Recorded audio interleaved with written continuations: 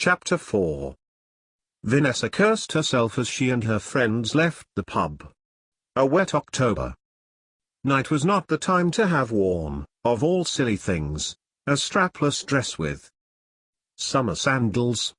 And what on earth was she doing splashing through rain and stubbing her toes on paving stones as she ran towards Belial?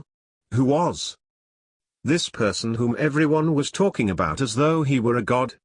He was supposedly good-looking, from an aristocratic family, captain of boats at Belial, and a million other marvelous things, none of which meant much to her. Certainly not the aristocratic bit, but she had to stay with her friends because it was late and too dark to walk back to college on her own, even though she still felt tempted to try. When Vanessa and her friends arrived at the party, someone was thought full enough to lend her a towel. She dried herself off, realizing only then that the men who stared were looking not at her dress, but through it. Oh well. She sighed, feeling tired already. Let them look. Care for a drink? Someone asked. Would love one. She took the glass and drank the wine quickly. I'm Charlie, he smiled, and you? Tired. Well, tired is no good, he said, laughing. Let me get you something. He took her empty glass and returned with a full one and a jumper. Not a bad match, she said, and smiled at his choice of clothing. Oh. Look who's here. Charlie grabbed her hand and pulled her along. Mayhew'll meet Vanessa, she offered, shaking free of Charlie to greet the newcomer, whose handshake was firm but a little too lingering. What was wrong with these Oxford men? Still, she liked the deep tenor of the man's voice and watched him as he wandered off, stepping gingerly over empty wine glasses, toppled bottles, and a body sprawled drunkenly across the floor.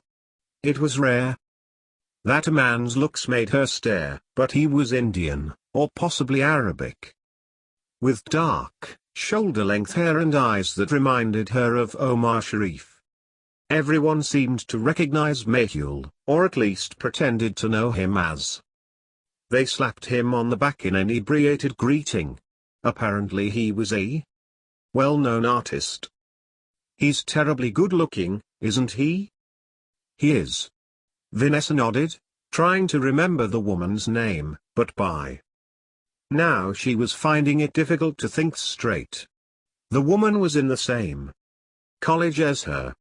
That much she remembered. They say he's a prince. Really? So, a prince and an artist, she thought, until seeing that it was someone else the woman was referring to. And God, he was good-looking, too. Tall and dark, with beautiful hands that gestured as he talked. Oh no no no, Vanessa thought to herself, when he looked away. She was a little drunk, but still sober enough to care about looking bedraggled in front of a man like him. The next morning Vanessa woke up shivering and with a throbbing head ache.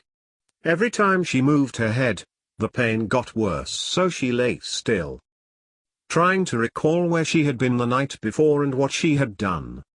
She couldn't remember how she had managed to get back to her college, and swore to herself that she would never drink so much again. She hadn't intended to get drunk, but part of the problem, she realized as she got a whiff of burnt toast from somewhere down the hall, was that she hadn't eaten very much. The food was so terrible in college that she had taken to skipping meals. She lay still for a few more minutes, hoping for some sun to brighten the room. Then, the relentless ringing of Oxford bells began. She tried folding the ends of the pillow over her ears to block out the noise, but that didn't help, so she gazed at the fireplace, wishing it could light itself, when she spotted the lump on the floor. Shit, she whispered, grabbing fistfuls of blanket. Thinking it might be a rat, She cautiously craned her neck and squinted for a better view. "Thank God," she muttered.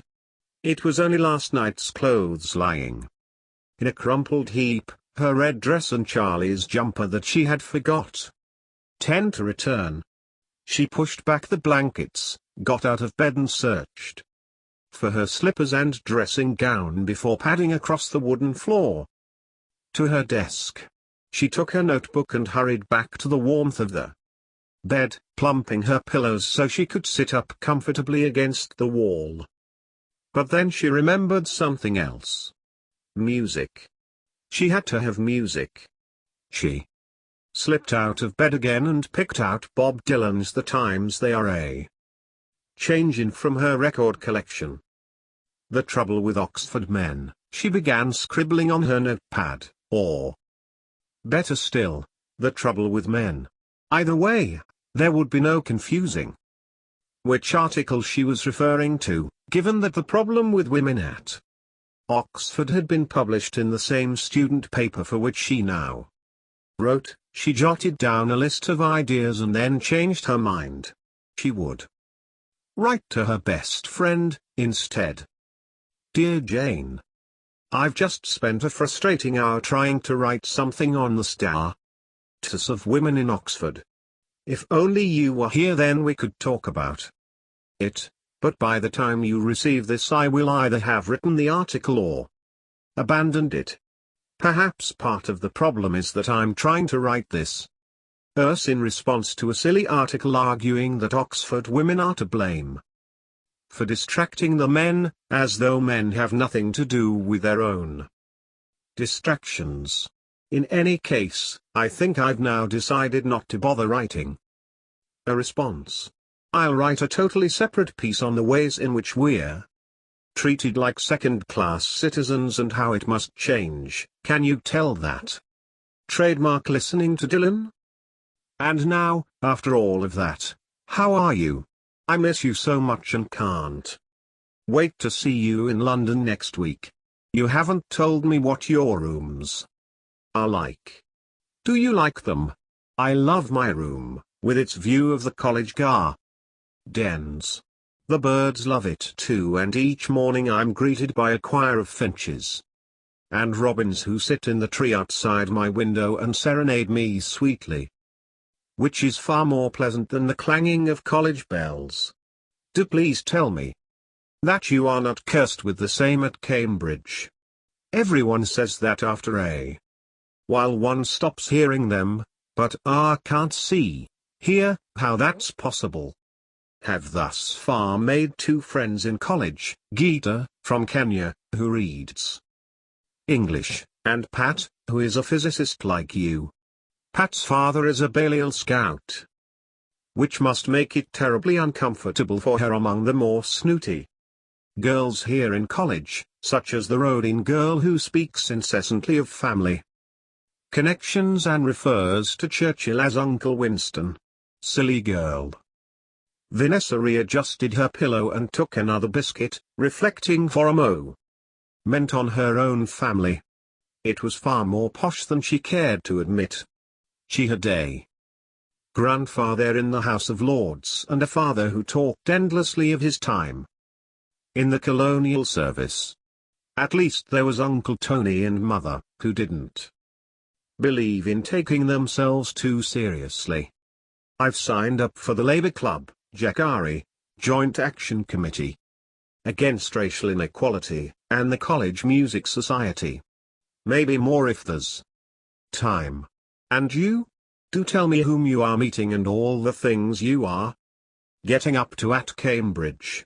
I'll be dreadfully unhappy if you tell me that all you're doing is work. Write to me soon. Lots of love. Nessa 20. Vanessa folded the letter and glanced at the clock. 12 noon. Lunchtime. But college food was overcooked and flavorless. Dreadful, dreadful, she muttered, looking down at the empty biscuit tin and feeling sick. Time for a cigarette, one small consolation for being away from home, but not as good as Mother's roast beef with horseradish, all lamb with mint sauce and rosemary. Flavored potatoes, peas, carrots, Yorkshire pudding, treacle tart, apple pie. Oh, stop it. Vanessa berated herself.